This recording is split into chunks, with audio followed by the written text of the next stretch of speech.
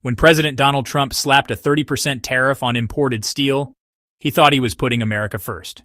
What he didn't expect was that Canada would respond by locking down its own steel and flipping the script on him.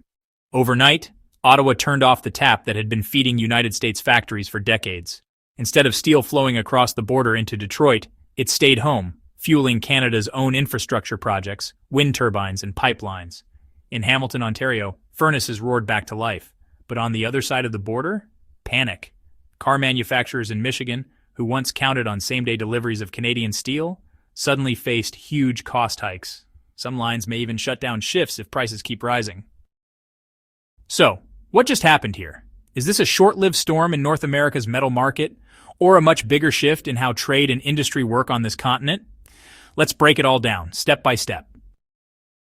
To really understand Canada's bold steel move, we have to rewind the clock a few years.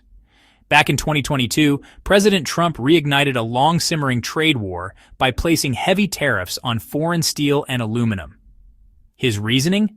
The United States was running a massive trade deficit, and he wanted to protect American industries from cheaper imports.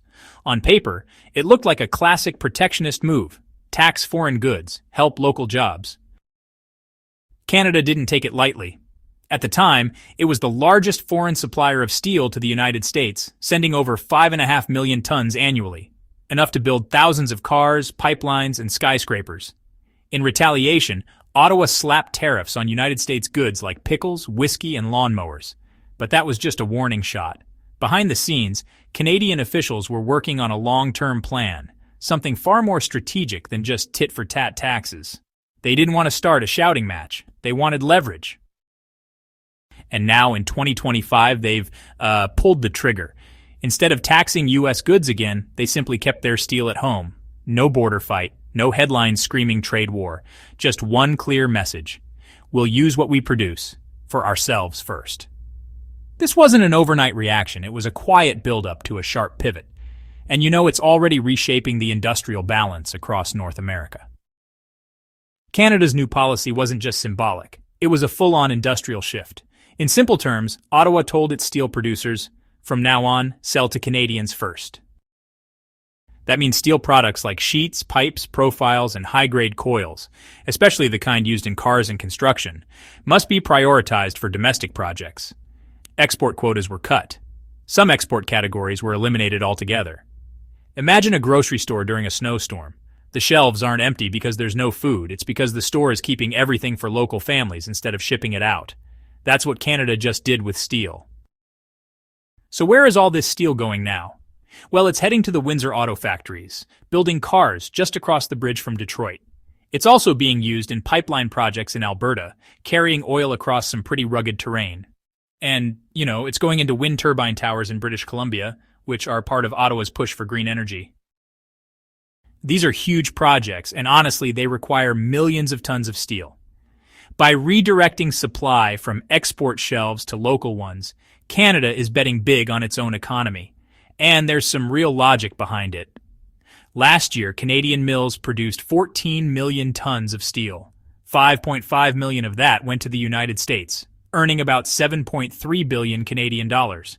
But now, with United States tariffs making those exports unprofitable, Canada believes it can replace that revenue by building at home instead. So while the United States tries to raise barriers, Canada is building bridges to its own industries, its own workers, and its own energy future. So, Canada's steel-first policy has created a clear line between winners and losers. And honestly, that line runs right along the United States-Canada border. Up in Canada, the furnaces in Hamilton are running full blast.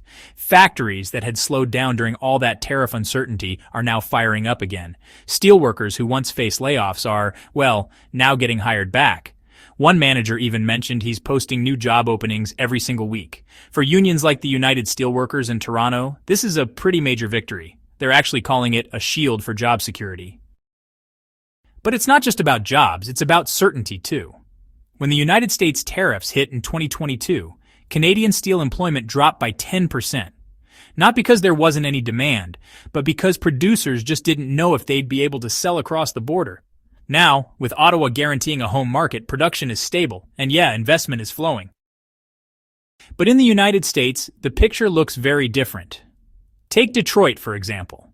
Automakers like Ford and Stellantis used to receive Canadian steel just in time, shipped across the bridge from Windsor. That supply is no longer cheap or reliable.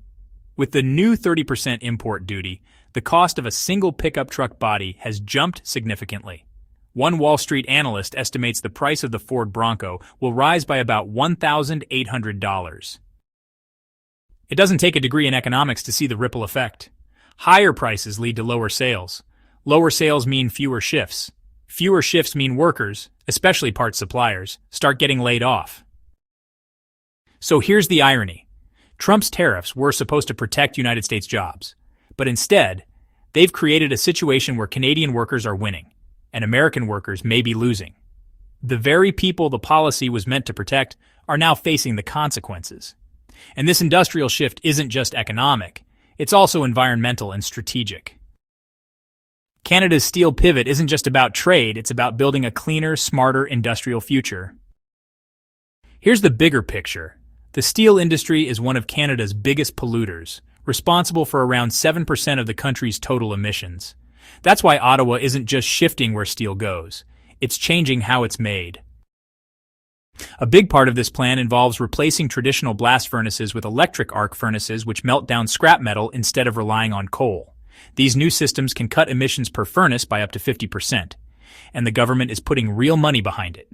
1.2 billion Canadian dollars in grants, state loans to cover another third, and the rest from private companies. It's a three-part funding model designed to green the entire steel chain without waiting for Washington to catch up. This also helps Canada tackle a long-standing vulnerability, fragile supply chains. During the COVID years, long delivery times and overseas dependence nearly brought major industries to a standstill, so Canada learned a key lesson: build local, use local. Now, steel is joining food, medicine, and energy on the list of nationally protected sectors. Ottawa is telling steel plants, if you make it here, use it here, first. And the benefits don't stop at home. Canada sees a new opportunity across the Atlantic. As the European Union introduces its carbon border adjustment mechanism, a sort of carbon tax on dirty imports, Canada can offer something special: green steel with a much lower carbon footprint, especially steel smelted in hydro-powered plants using Arctic iron ore. In this way, Canada is turning Trump's tariff shock into a green export strategy. Less trade with the United States, more trade with Europe, and a new identity as a clean industrial powerhouse. But while the factories are getting greener, the politics are heating up fast. Washington isn't staying quiet. Scene 2, Coded Export Barrier. In Congress, members from the Great Lakes region are already calling Canada's new policy a coded export barrier. They argue that by cutting steel exports and prioritizing domestic use, Canada is violating free trade principles and, hurting American jobs. One lawmaker even waved a newspaper in a hearing saying, "Our neighbor is stealing our market and sending our jobs north." But here's the twist. Canada hasn't broken any trade rules. According to the World Trade Organization, countries are allowed to prioritize their own supply as long as they don't manipulate prices or offer unfair subsidies. Canada's policy doesn't include handouts or rebates to producers. It just says, sell here first, export what's left. It's called supply guidance, not protectionism. In fact, it's a lot like Brazil's coffee policy in the 1990s. Keep the best beans for locals, sell the rest abroad. Trade lawyers call this phased exports. It's perfectly legal, and honestly, strategically smart. But the bigger geopolitical shift is what really matters. Canada is no longer waiting for the United States to fix its broken trade policies. Instead, it's diversifying, opening quota gaps with the European Union, tapping into the EU's hunger for low-carbon steel, and positioning itself as a reliable alternative supplier. The Canadian government knows that 70% of its exports still go to the United States, which makes it vulnerable. But now, Trump's tariff wall has given Ottawa a reason to redraw its trade map. Instead of leaning harder on Washington, it's building bridges to Brussels, offering green steel with a carbon passport that aligns perfectly with Europe's new environmental rules. So while the United States puts up barriers, Canada is turning inward, going greener and going global. All this steel staying home sounds great for Canada, More jobs, cleaner production, stronger industries. But there's one big question. Will there be enough to go around? Some in the construction industry are already sounding the alarm. The Canadian Construction Association has warned that with so much steel now redirected from export to domestic projects, prices could spike, causing delays in everything from bridges to apartment complexes. Ottawa saw this coming. To prevent a steel shortage and keep prices in check, the government has launched a scrap steel recycling initiative. The idea is simple. Melt down old materials, like steel from worn-out bridges or demolished buildings, and feed them back into the supply chain. This reduces the need for fresh production and helps fill the supply gap left by the export cuts. So, to make this work, they've actually increased the scrap tax rebate to 35%, making it a lot more profitable for recyclers to bring in used steel. It's really a win-win, cleaner production and lower costs for everyone involved. Analysts are saying that while exports might drop by about 3 million tons, domestic demand is expected to rise by 2.5 million tons. That basically leaves just a 500,000-ton gap, which, honestly, is exactly what the recycling plan is meant to cover. Ottawa is also being pretty selective here. It's not like they're completely cutting off exports.